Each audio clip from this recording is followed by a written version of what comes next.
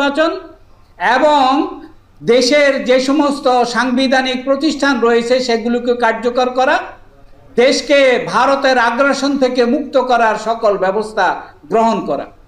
আমাদের দেশের রাজনৈতিক দলগুলো আসলে কোনো রাজনৈতিক প্রতিষ্ঠান নয়, এরা হচ্ছে এক ধরনের ভুইফোড় এবং সম্পূর্ণরূপে শোষক শ্রেণীর অংশ।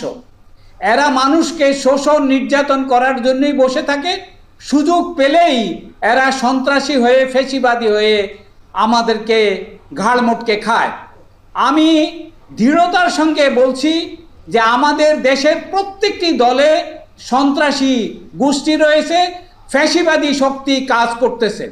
কাজী এই ফ্যাসিবাদী শক্তিরা কি দাবি করলো আর করলো না, যাদের ভাষা থেকে বোঝা যাবে যে তারা মূলত ফ্যাসিবাদকে লালন করতে চায়, ভারতের আধিপত্যকে আবার পুনরায় ফিরিয়ে আনতে চায়, তাদের বিরুদ্ধে জনগণকে, ছাত্র জনতাকে ঐক্যবদ্ধ হয়ে এই ইউনূস সরকারকে বৈধতাকে আরও শক্তিশালী করতে হবে। এই মুহূর্তে দরকার রেফারেন্ডাম। একটি রেফারেন্ডাম দিয়ে দেখা দরকার যে ডক্টর মোহাম্মদ ইউনূসকে আমরা কতদিনের জন্য বৈধতা দেব। এই রেফারেন্ডাম ছাড়া এই সমস্যা সংবিধান হবে না।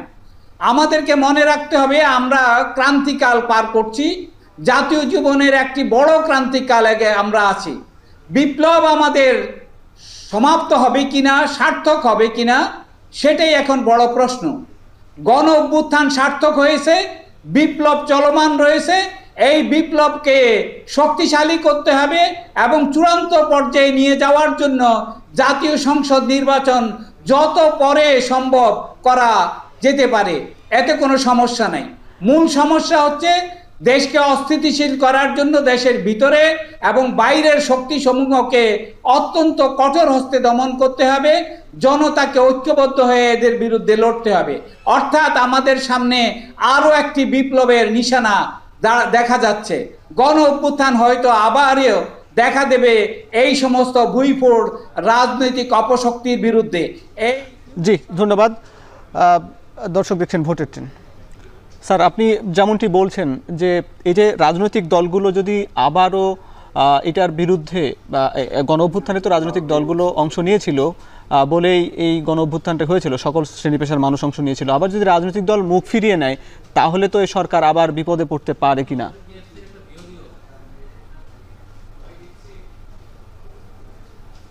রাজনৈতিক দলগুলি মূলতই অপশক্তিতে রূপান্তরিত হয়েছে। তারা ছাত্র জনতার সাথে অত্যন্ত বিপদে পড়ে একত্রিত হয়েছিল। তাদের ওই ধরনের নেতৃত্ব দানকারী ক্ষমতাও ছিল না, ইচ্ছাও ছিল না, এর অসংখ্য প্রমাণ রয়েছে। কাজেই ছাত্র জনতার কাতারে তাদেরকে আসতে হলে তাদেরকে অত্যাচারিত গোষ্ঠী থেকে বেরিয়ে এসে মজলুম জনতার পাশে এসে দাঁড়াতে হবে। আর সেই জন্য ডক্টর মোহাম্মদ ইউনূসই আমাদের এখন একমাত্র উপায় এবং সম্ভব। এখন কিছু উপদেষ্টাকে দ্রুত সরিয়ে ফেলে উপযুক্ত এবং ভালো উপদেষ্টাদেরকে আনার প্রয়োজন এবং দেশকে আরও গতিশীল করে পরিচালনা করার দরকার। ডক্টর মোহাম্মদ ইউনূস যে ক্যারিশমা দেখাচ্ছেন বাইরের বিশ্বে, আমাদের দেশের ভিতরেও এই ধরনের ক্যারিশমার প্রয়োজন আছে, শান্তি শৃঙ্খলা ফিরিয়ে আনার জন্য, দেশে সুবিচার প্রতিষ্ঠা করার জন্য। দেশে এখনো কোনো সংস্কারই হয় নাই। কাজেই একটি একটি করে সংস্কার, বিচার এবং আইন বিভাগের সংস্কার সবার আগে জরুরি।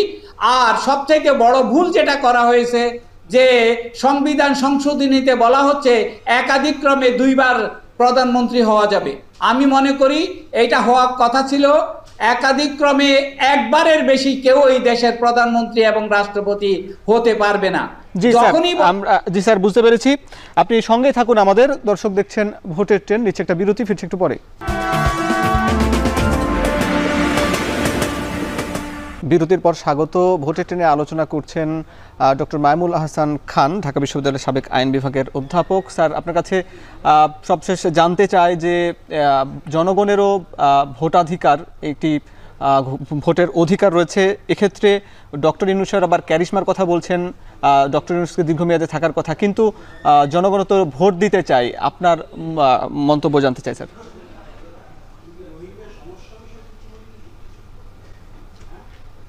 জনগণকে এমন একটা ভুতুড়ে ব্যাপার করে ফেলা হচ্ছে। আসলে নির্বাচন কত আগে বা নির্বাচন কত পরে সেটি কোনো বিষয় না। মূল বিষয় হচ্ছে নির্বাচন করার মতো পরিস্থিতি হয়েছে কিনা। আমি মনে করি নির্বাচন করার মতো পরিস্থিতি এখনো হয় নাই, এবং আগামী 2-4-5 মাসের মধ্যে এটা হওয়া সম্ভব না। এটা অবাস্তব এবং কাল্পনিক। ধীরে সুস্থে নির্বাচন করতে হবে, স্থানীয় সরকার নির্বাচন সম্পন্ন করতে হবে, তবেই জাতীয় সরকার সঠিকভাবে নির্বাচিত করা যাবে কিনা সেটা আমরা দেখতে পাবো। আর সরকারকে সফল করার জন্য সবাইকে ঐক্যবদ্ধ হয়ে কাজ করতে হবে, অন্যথায় দেশ পুনরায় ফ্যাসিবাদী ব্যবস্থায় ফিরে যাবে। জি স্যার, এই আশঙ্কা রয়ে গেছে। ধন্যবাদ স্যার, আপনি আমাদের সঙ্গে যুক্ত ছিলেন। আমরা আলাপ করছিলাম নির্বাচন সংস্কার সহ বিভিন্ন ইস্যুতে। দর্শক, শেষ করছি আজকের মতন ভোটের ট্রেন। কাল দেখা হবে নতুন কোনো বিষয় নিয়ে, ততক্ষণ সাথে থাকুন। ধন্যবাদ।